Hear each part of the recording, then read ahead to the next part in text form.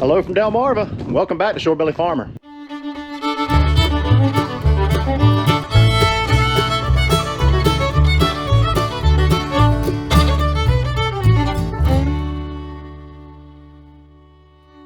Today is the day. We are finally ready to cut wheat. But before we do that, I wanted to show you this. If you remember back a few videos, we were planting sweet corn and we had a row unit get screwed up. Well, what ended up happening, this is known as the shank, this whole frame piece here. The shank had buckled and bent. Now we're not 100% sure as to why. Yeah, there was an old row unit and it might have just been fatigued and gave way. But we still have to put one of these gauge wheels on there that we had to order a new one. The gauge wheel was just getting old and wore out and wobbled out, so putting a new one on there. But otherwise it's all back together. And this is sitting outside because we gotta get the combine out. So let's get that done. Go get fuel in it and go check and see if the moisture or the dew is off the wheat. We had pretty heavy dew last night, so it might be an hour or two yet. It's well, it's 10 o'clock and it's a nice sunny day. Breeze blowing out of the southeast, which for us is not that good because the southeast brings a lot of humid air in off the ocean. So it takes longer for that dew to burn off than if we had some westerly wind, usually a drier air. It's supposed to get hot today. Over the next couple days, it's supposed to be hot, which will help dry it off, but again, very humid. All right, enough chit chat. The first thing we got to do after fueling this up is we've got a lot of settings that we need to go over. We've got it set preliminarily, yes. We got it set preliminarily, but you never know until you get into the field how to properly set it. And we've never set this machine up for wheat, so, you know, learning curve.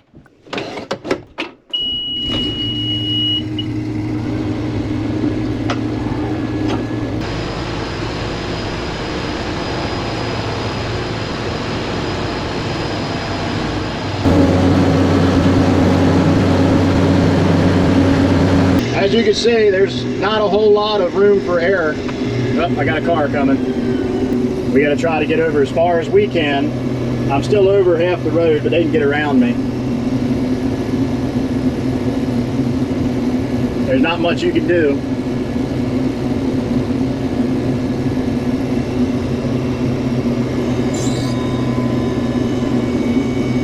The main thing is when you pull off into a ditch like that, one, make sure it ain't wet, and two, as the combine pitches, make sure you're not running your header into the dirt.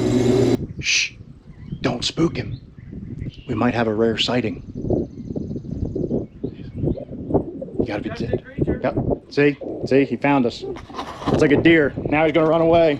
So the one thing about combining that's different than the tractors when it comes to fuel is, with a tractor, you're dealing with acres per gallon. With a combine, you're dealing with gallons per acre. It's official. We started the first, 50 yards. Didn't break anything. Yeah, nothing broke down. It's a record. Field's drying up. But there ain't no moisture on the header. That's what you should be left with right there.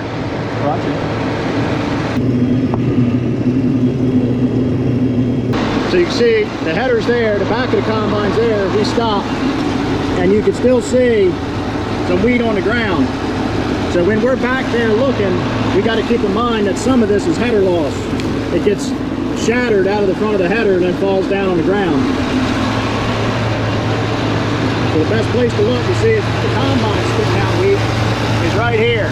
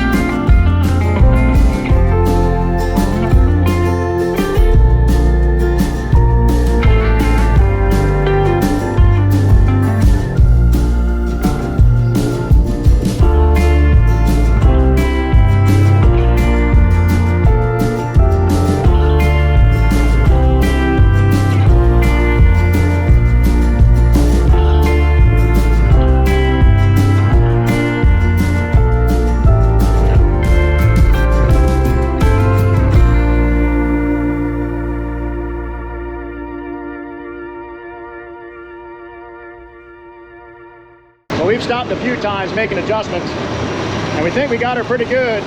But where we were at the end of the field, to know for sure that you don't have any header loss and what you're seeing on the ground is coming out of the back of the combine, is to do what we did right here. Run right out of the end of the field into a grassy area, and anything you see on the ground came out of the back of the machine, and that's what you don't want to see. Header loss, you ain't going to stop.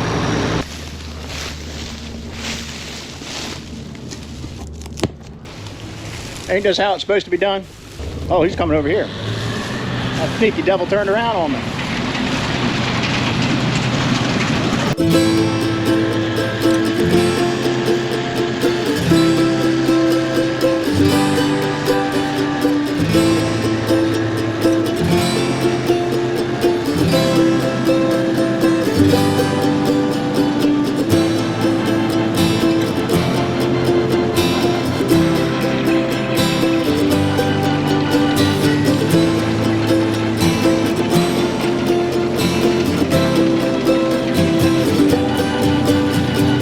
So we are dealing with some issues here. We keep having too much grain loss out the back, and it's coming through the rotor.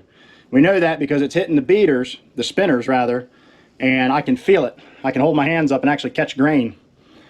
So after talking to the Bearded Wonder, who's the guru on these machines, we've been playing with concave and rotor speed settings. And in the rotor, it has something called vanes, which is really nothing more than bars inside the rotor that help control the flow of the crop through the rotor. The crop flows this way as it comes into the machine. By the time it reaches back here, it should be already threshed. There really shouldn't be much back here. But what we're going to try is putting the vanes, we're in the middle position like this. Where the vanes are positioned like this, we want to take and straighten them and slow the crop down from rushing through the rotor so fast. One of the problems we're dealing with is we don't have the proper concaves for wheat. You have to have small wire concaves. We have large wire, which is more for corn, and depending on who you talk to, some people say beans are good with either. We thresh beans and seem to do okay with them. But Eugene bought this combine a couple years ago. Chances are the gentleman that had her, the way everything was set up, he used her for corn, because everything is designed to get the crop through as fast as it can, and that's what we got to change. So yeah, got to change these vanes, try to slow it down, keep it in the rotor, and get it to fall down before it gets all the way through the rotor and then out the back of the machine. Last I looked at my phone, the heat index was 103. It's sticky, it's dusty, the dust sticks to you. It is what it is. This is the part of farming that just makes you earn the time sitting up there in the air conditioning.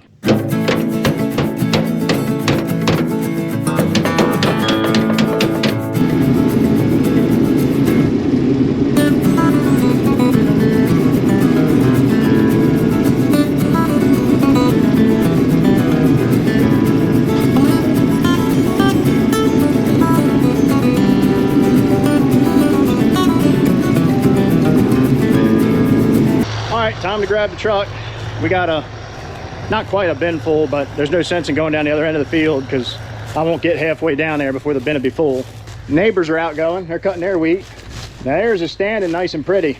Ours, when it got spread, they either screwed up the fertilizer and potash, overground it, and all the fertilizer fell, and that's what caused all that wheat to fall down. Or we know they didn't overlap because they left sections that they didn't even get. It's just a screwed up mess. You get so tired of other people costing you money, and that's just what happened. They cost us money, but we still got to pay full price. I'm not sure if they had the same people spread theirs or not. I think they did, and I guess they just got it figured out by then. Used ours as the test, who knows.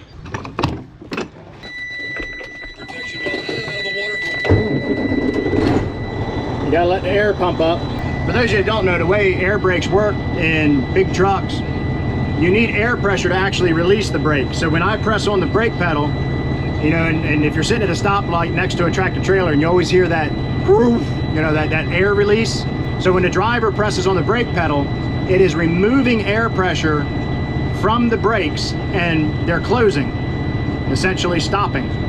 And then in order to go again, you let off of the brake pedal. That supplies the air going to the brake chamber, and that releases the brakes and you can go again. But when a truck has got to build its air pressure, see the primary air pressure is building right now, and then there's the secondary. And of course it's yelling at us, that beep you hear is saying, hey, you don't have air pressure. There's two air systems on a tractor trailer, a primary and a secondary. The air pump is run off the motor, has to pump up air pressure through the whole system to relieve those brakes. So without that, there's no way to move the truck unless you were to manually disconnect the brakes. Our primary is pumped up, our secondary is not, but we're gonna go, because we're not driving on the road, we're just going right behind that barn. So we can creep around there. Whew, I get some air in here. We got air conditioning, but it won't let you work, it won't let you turn it on until the secondary air pressure is built up. Go figure.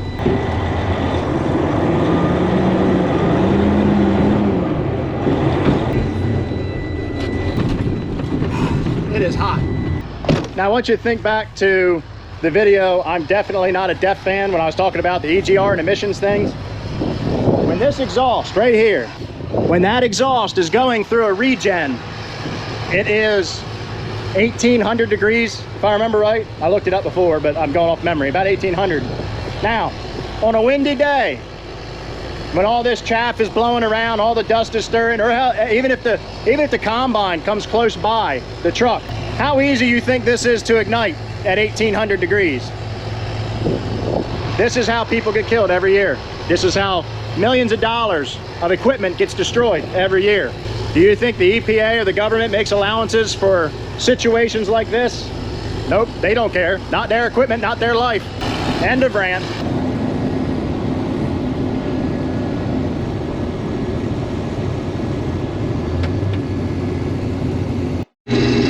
This is what we're talking about, where the co-op screwed up the crop by over applying in one area, and then you can see over there they missed. There's like spots where the wheat is very thin, not very high. But this is what happens when you screw up. I mean, you're fighting, we're only going 1.8 miles an hour.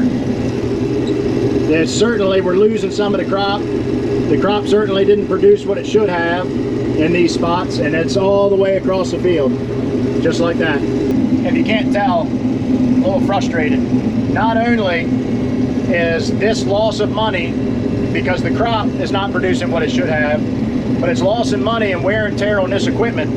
I should not have to be running this much straw through Eugene's combine. I should not have to be running my header down on the ground to get our wheat. All of that adds up. It's disappointing, that's the only thing I can say. And that might just be because it's hotter than the devil's nether, yeah. But either way, I'm not happy. It doesn't help the tempers very much either. But it's all right. Cooler heads will prevail.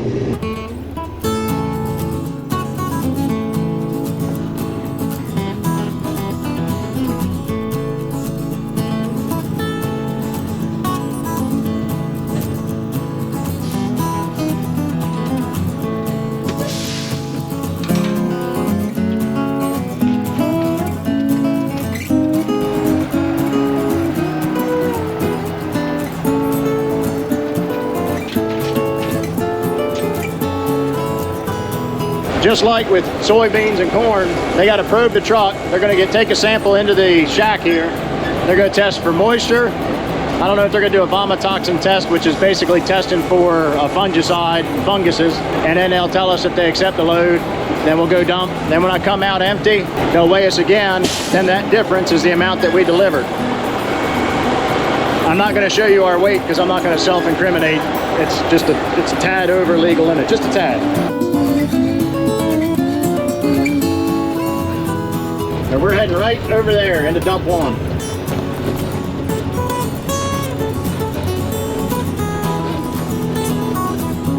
What you say, buddy?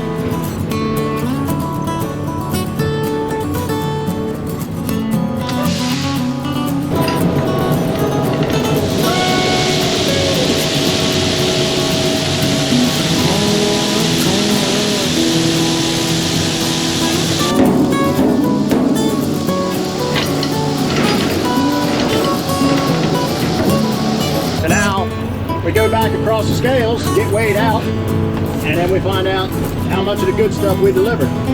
That's what we delivered, 973 bushels, and our vomitoxin was real low, dockage was next to nothing, no damage. Test weight 55.7, which is fair, and moisture 13.8. Not too bad. Even though the wheat was all messed up, still wasn't too bad. That's 12.5 acres we took off here at 973. I'm gonna have to do the math, but it's somewhere mid to upper 80s, I think, as far as yield. Well, that's it. First day cutting wheat's over for this boy. Eugene's still out there cutting. There's nothing more I can do. The mill closes at 5. Took that load for him, and then that's it. You know, he'll try to load the truck back tonight, and then we're taking off tomorrow just for a little short camping trip, and then we'll be back, probably back in time to finish my wheat up and start planting soybean. It was a stressful day, a very hot day, but it all panned out in the end. So that's a good thing. That's what we look for. So I did some calculating. If you were to tally up the full 12.5 acres over the 973 bushels that we delivered, that comes out to about 78 bushels to the acre. However, I looked and did it on my map thing. I have my map app on my phone, but there's really about an acre and a half that didn't have anything on it because of the inundation of water we had this winter. So if you were to remove that, it looks pretty good. I mean, it's, you know, somewhere around that 90 mark. That's not a terrific yield, but it's not a terrible yield. It's very good. And honestly, given the winter we had and how much ponding of water we had, and then of course the issue with the co-op spreading what they did, I think all in all it's a win.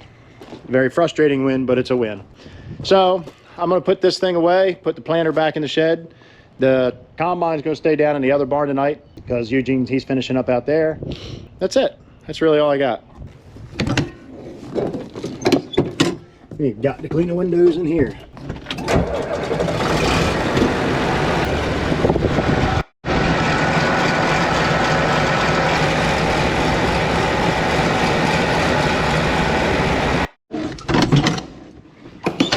All right, that's going to do it for us today. Thank you all for watching. Stay tuned for more. Like, subscribe, share, all that good stuff. Shorebilly Farmer, out.